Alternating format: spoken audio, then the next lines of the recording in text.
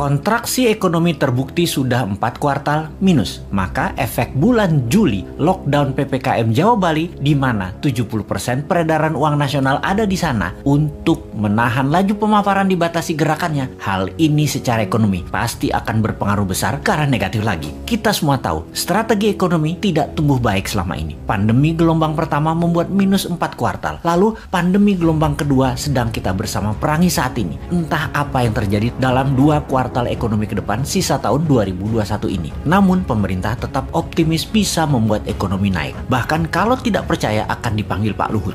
Sehubungan dengan yang tidak percaya akan mendapatkan penjelasan Pak Luhut, maka saya mengacungkan tangan tinggi-tinggi dan berkata dengan keras, Saya Pak, yuk ngobrol Pak, bagaimana strateginya dan akan lakukan apa Pak agar ekonomi tumbuh. Kalau ternyata jawabannya dengan investor asing masuk, itu bukan jawaban yang bikin kami semangat Pak, yang lain dong. Kalau dengan pinjaman hutang, itu juga bukan sesuatu yang baru. 7 tahun ini hutang naik jadi 6.500 triliun dari 2.700 triliun sisa Pak SBY. Itu juga bukan sesuatu yang wah, malah sesuatu yang loh. Jadi kalau ada yang tidak percaya mau dengar langsung dari Pak Luhut, terang saya menjadi orang nomor 1 ingin penjelasan. Saya Pak, kami berharap strategi baru yang dipakainya, bukan yang kemarin-kemarin yang terbukti membuat 4 kuartal minus, juga bukan yang membuat impor bertambah naik, juga bukan membuat tenaga kerja asing bertambah banyak di Indonesia. Yang baru Pak, yang segar, ada Pak. Juga bukan seperti selama 7 tahun ini telah berjalan memainkan kekuatan politik. Pernah membelah Golkar jadi 2 di awal dulu, membelah PKS jadi 2, membelah Demokrat jadi 2, membelah P3,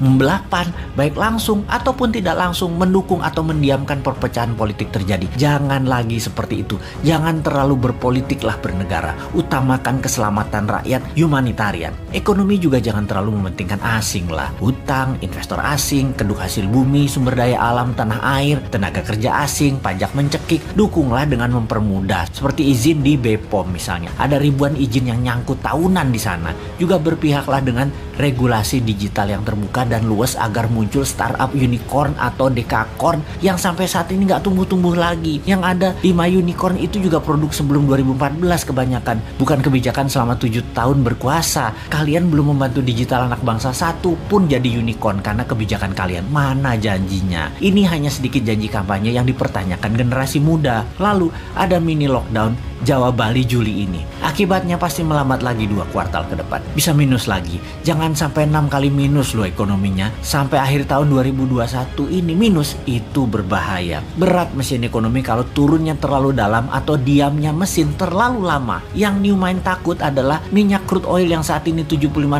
per barel. Akhir tahun ini mendekati $100 per barel. Mati kita. Sudah dolar kurang jumlahnya di tanah air. Dagang pakai yuan. Sementara Amerika dan dunia Arab tetap petrodolar. Beri petrol ya pakai dolar. Lah kalau rupiah jadi 17.000 terhadap dolar karena perlu dolar dan dolar langka, nggak ada dolar masuk karena yuan yang masuk. Beli minyak 800.000 barel per hari pakai apa bayarnya? Apa mau Saudi dibayar pakai yuan? Ya enggak lah. Yuan belum multi currency. Baru 1,7% transaksi dunia yang pakai yuan. Cukup nekat sih analisa meyuankan transaksi dan tergantung satu negara Tiongkok mitra dagangnya, padahal Tiongkok bukan penyedia semua macam-macam kebutuhan, terutama kebutuhan energi. Cina nggak punya energi, Cina aja import. Berat nih kalau crude oil mendekati $100 per barelnya di akhir tahun 2021 ini. Di sisi lain, COVID mudah-mudahan melandai sejak akhir Juli ini. Semangat vaksin kita dukung kok bos.